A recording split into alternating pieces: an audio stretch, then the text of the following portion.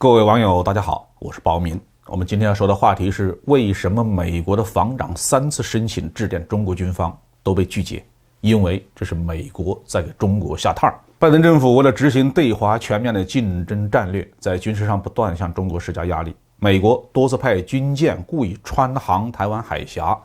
擅闯我南海岛礁12海里的领海线。美军机不断地抵近我东南沿海的领空进行侦察活动。美军还与日本、澳大利亚等国家在我东海当面进行军事演习，向台湾出售进攻性武器装备和弹药。美军的这些行动是对中国主权的严重的挑衅，必然遭到解放军的强力回应。对来犯的美国军舰、军机解放军也派出了军舰和军机进行跟踪、监视、警告或驱离。中美两军擦枪走火的情况随时都有可能发生呢。我们还注意到，美军一面不断地用实际动作挑衅中国的主权和尊严，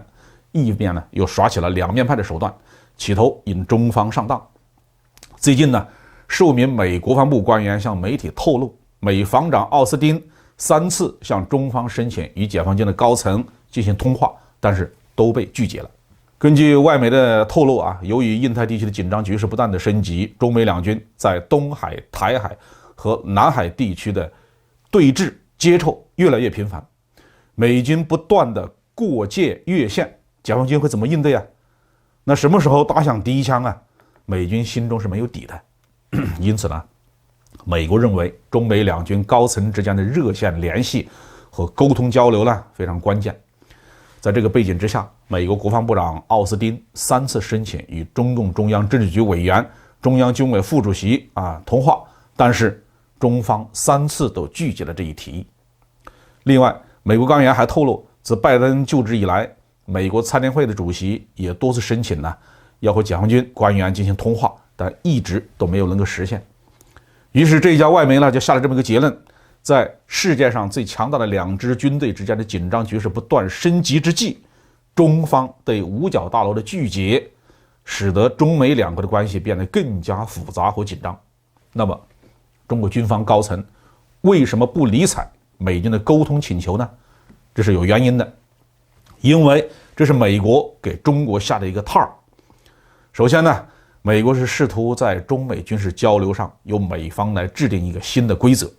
奥斯汀是美国的国防部长，按照外交礼仪，他应该向中国的国防部长魏凤和发起通话的请求。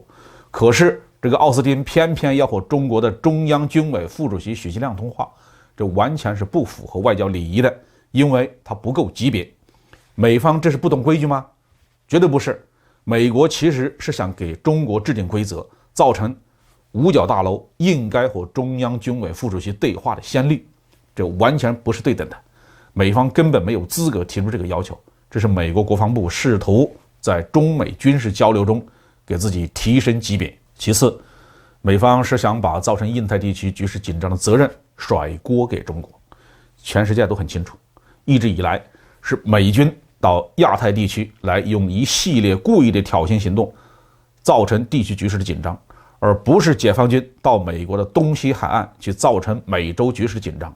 在中国的周边布满了美国的军事基地，而在美洲却没有中国的军事基地，所以是谁惹事儿一目了然。美国防部用违反外交惯例的动作走非正常渠道与中方沟通，被中方拒绝，吃了闭门羹，这是当然的、必然的。然后他又故意通过国防部的匿名官员在媒体上放风，搞麦克风外交，制造出中美军事紧张关系责任归于中方的舆论效果。美国军方的行动令人不齿，当然也达不到他的目的。作为当今世界上最强大的2支军事力量，